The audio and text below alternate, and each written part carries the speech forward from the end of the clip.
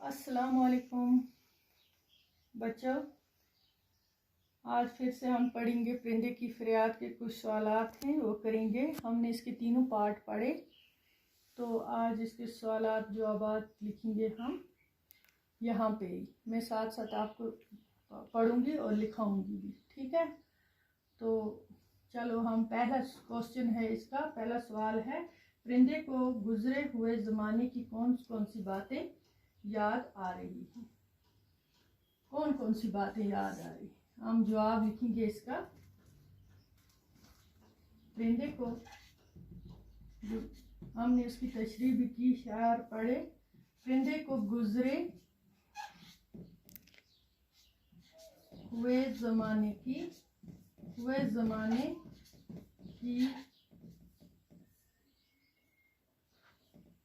बहुत सारी बातें याद आती हैं।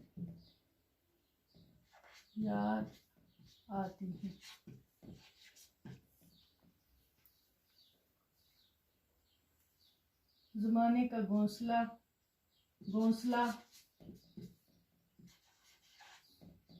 साथी जिनके साथ वो रहता है, फूलों से बड़े बाग, है ना बच्चों, बड़े बाग, और आज़ादी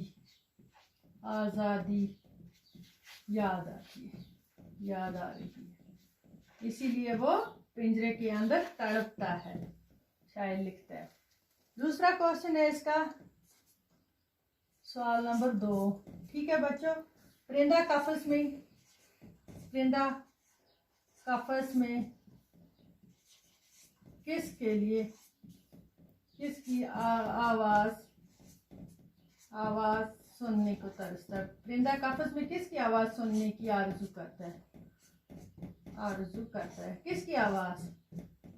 सीधा सा मैंने आपको समझाया, परिंदा कफस में अपने साथियों की आवाज में। हम लिखेंगे परिंदा कफस में अपने साथियों की, परिंदा कफस में अपने साथियों की आवाज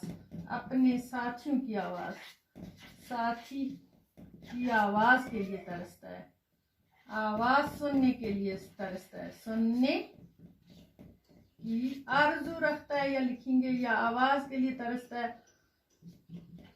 करता है ना। ठीक है, हो गए इसके 2 क्वेश्चन के जवाब। अब तीसरा क्या है इसी का सबक में? तीसरा सवाल है, परिंदा खुद को बदनसीब क्यों समझता है? परिंदा खुद को, उसने लिखा है ना, मैं हूँ खुद बदनसीब, किस्मत को रो रहा हूँ। खुद को बदनसीब क्यों समझता है? बदनसीब क्यों समझता है बच्चों? वह इसलिए समझता है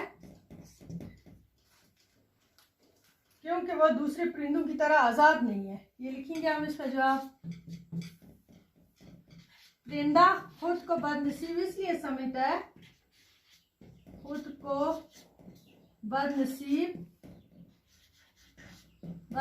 इसलिए समझता है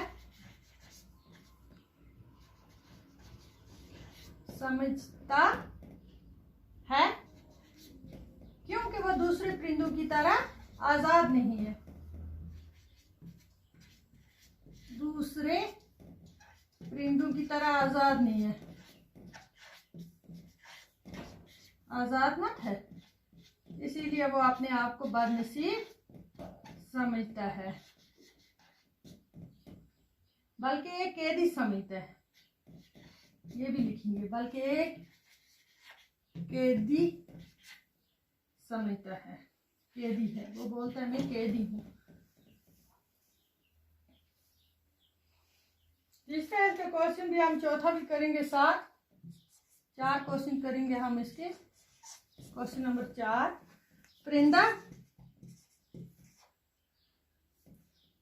परिंदे को अपने चमन की कौन सी बातें याद आती हैं? अपने चमन की क्या क्या बात याद आती है? फूलों के बागों की चमन की कौन सी बात याद आती है? कौन सी?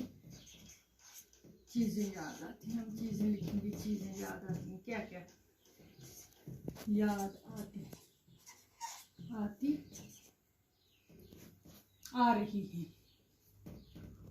आ रही है, आ रही है। ठीक है,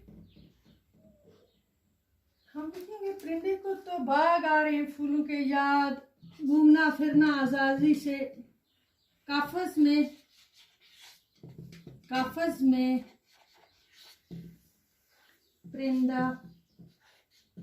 परिंदे को अपना एक तो घोंसला याद आता है, घोंसला याद आता है, बाग आते हैं, मैं फूलों का खिलना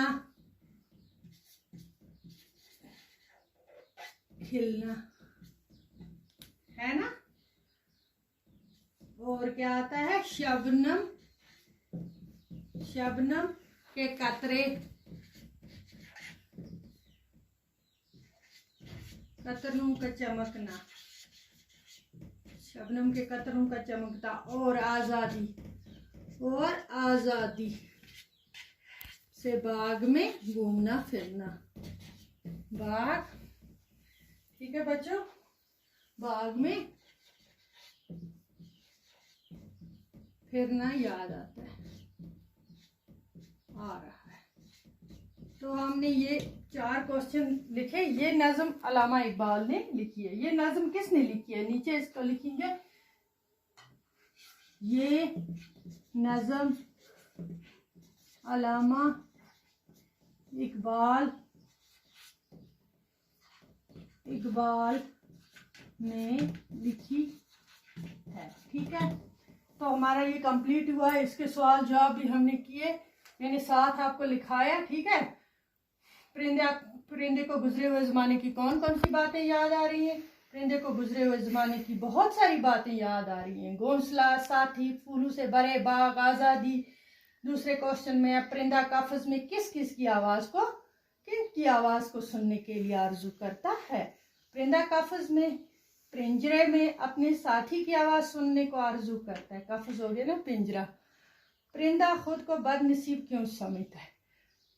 परिंदा खुद को बदनसीब इसलिए समझता है क्योंकि वो दूसरे परिंदों की तरह आज़ाद नहीं बल्कि एक कैदी है, बंद है। परिंदे को अपने चमन की कौन कौन सी चीज़ें याद आती हैं। काफिज में उसको, पिंजरे में परिंदे को अपना घोंसला याद आता है, बाग में फूलों का खिलना, शबनम के कतरों का चमकना, आज़ादी से बाग में फिरना याद आ रहा है। तो लास्ट में ये क्वेश्चन भी है कि ये नज़म किसने लिखी है, इसका नाम याद रखना और कोशिश करना ये ज़ुबानी याद करने की, और अपनी अपनी कॉपी पे नोट करना। ये चैप्टर हमारा कंप्लीट हो गया। तो टाइम भी हमारे पास इतना नहीं है, तब तक के लिए अल्लाह हाफ़िज़।